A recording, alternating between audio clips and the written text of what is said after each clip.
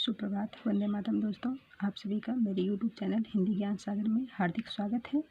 आप सभी मेरे YouTube चैनल हिंदी ज्ञान सागर को लाइक, शेयर और सब्सक्राइब करें। दोस्तों, हम अलंकार पढ़ेंगे।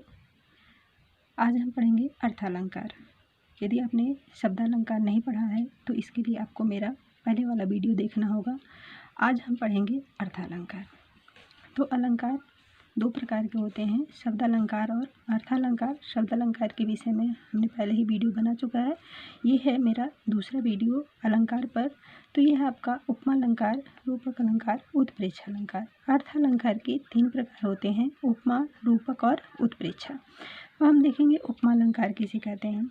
उपमा का अर्थ होता है सादृश्य, समानता तथा तुलना।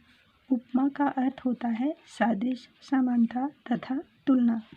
जहाँ उपमेय की उपमान से किसी समान गुण धर्म के आधार पर समानता या तुलना की जाती है वहाँ उपमा अलंकार होता है।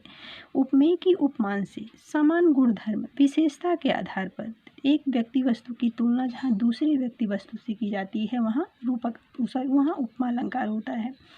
अब उपमा अलंकार के अंग आप देख लीजिए, क्योंकि यहाँ उपमेय और उपमान बताया गया है तो इसके विषय में हमें जानना चाहिए कि ये उपमेय क्या है, उपमान क्या है। तो उपमा के अंग हैं ये। उपमा के 4 अंग होते हैं, उपमेय, उपमान, समान धर्म और वाचक शब्द। उपमेय क्या है? जिसकी उपमा दी जाती हो। उपमान क्या है? जिससे उपमा दी जाती हो। उपमेय यानी तुलना, जिससे तुलना दी जाए, जिससे उपमा की जाए। समान धर्म, उपमेय और उपमान दोनों से समानता रखने वाले धर्म। वाचक शब्द, उपमेय और उपमान की समानता प्रदर्शित करने वाला सादृश्यवाचक शब्द। अब इस एग्जाम्पल से क्लियर हो जाएगा। मुख मयंक सम मंजू मनोहर। मुख मयंक सम मंजू मनोहर। मुख क्या है? उपमेय। मुख की तुलना किससे की जा रही है? मयंक। मयंक मतलब क्या होता है? चंद्रमा। सम ये आपका हो गया वाचक शब्द। मंजू मनोहर मतलब सुंदर है, समान। तो ये हो गया आपका समान गुण धर्म। ये हो गया उपमान। मयंक हो गया आपका उपमा, मुख हो गया उपमेय, मयंक हो गया उपमान, सम हो गया वाचक शब्द, मंजू मनोहर हो गया आपका समान गुण धर्म। वैसे नेक्स्ट, पीपर पात सरिस मन टोला। तीसरा एग्जाम्पल, रेंग चली जस बीर बहुटी। एक चीज़ आप देखिएगा, उपमा अलंकार जहाँ भी इसका एग्जाम्पल होगा उपमा अलंकार का, वहाँ ऐसे एग्जाम्पल में सी, सा, सम, सरिस, जस ये शब्द अवश्य आते हैं जो इसके वाचक शब्द हैं। यानी जब हम किसी से किसी चीज़ की तुलना करते हैं तो जैसे राम सी राम, सिया से सिया, वह मोहन के जैसा लंबा है, सरिस, यानी ये सब जैसे शब्द इसके साथ जरूर आते हैं। जब हम किसी से किसी की तुलना करते हैं तो सी, सा, सम, सरिस, जस जैसे ये शब्द अवश्य आते हैं। अगर ये शब्द एग्जाम्पल में हैं तो आप आंख बंद करके या बिना किसी तर्क वितर्क के बता सकते हैं कि इसमें उपमा अलंकार है। नेक्स्ट हम देखते हैं रूपक अलंकार। जहाँ उपमेय में उपमान का भेद रहित आरोप हो वहाँ रूपक अलंकार होता है। उपमेय में उपमान का भेद रहित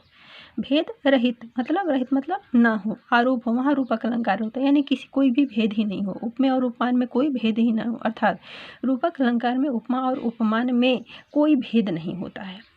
रूपक अलंकार में उपमेय और उपमान में कोई भेद नहीं होता है। कहने का मतलब है कि उपमेय को उपमान मान लिया जाता है। जैसे चरण कमल बंधो हरिराई।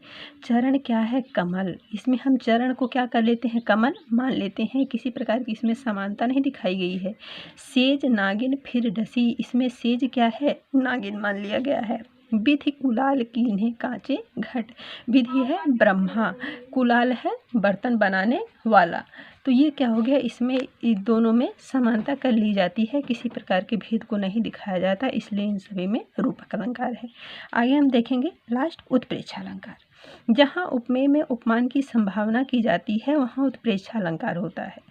जहाँ उपमेय में उपमान की संभावना की जाती है वहाँ उत्प्रेक्षा अलंकार होता है। देखिए सभी में उपमेय उपमान आ रहा है, कहीं समानता की जाती है, कहीं अभेद दिखाया जाता है और कहीं संभावना की जाती है। तो उत्प्रेक्षा अलंकार में संभावना की जा रही है।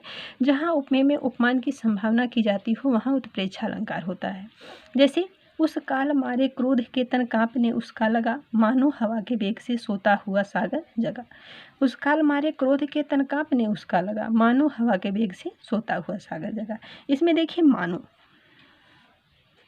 मानो तो इससे प्रतीत हो रहा है कि इसमें संभावना की जा रही है। इसके वाचक शब्द, उत्प्रेक्षा के भी वाचक शब्द होते हैं, इसको आप नोट कर लीजिएगा। जनु जानो, मनु मानो, जनहु मनहु। जनु जानो, मनु मानो, जनहु मनहु, इसके वाचक शब्द होते हैं। अर्थात जो उत्प्रेक्षा का एग्जाम्पल होगा, उदाहरण होगा, इसमें से एक वर्ड इसमें अवश्य होगा, चाहे वह जनु होगा, चाहे जानो होगा, चाहे मनु होगा, चाहे मानो होगा, चाहे जनहु या मनहु होगा। तो अगर ये शब्द किसी भी उदाहरण में आते हैं तो वह निसंदेह उत्प्रेक्षा अलंकार हमारा होगा। अगला एग्जाम्पल और एक देख लीजिए आप। सोहत ओढ़े पीतपट, श्याम सलोने गात, मनो नीलमणि शैल पर, आतु पर्यो प्रभात। इसमें भी देखिए मनो आ गया, तो इसलिए यह भी हो गया हमारा उत्प्रेक्षा अलंकार।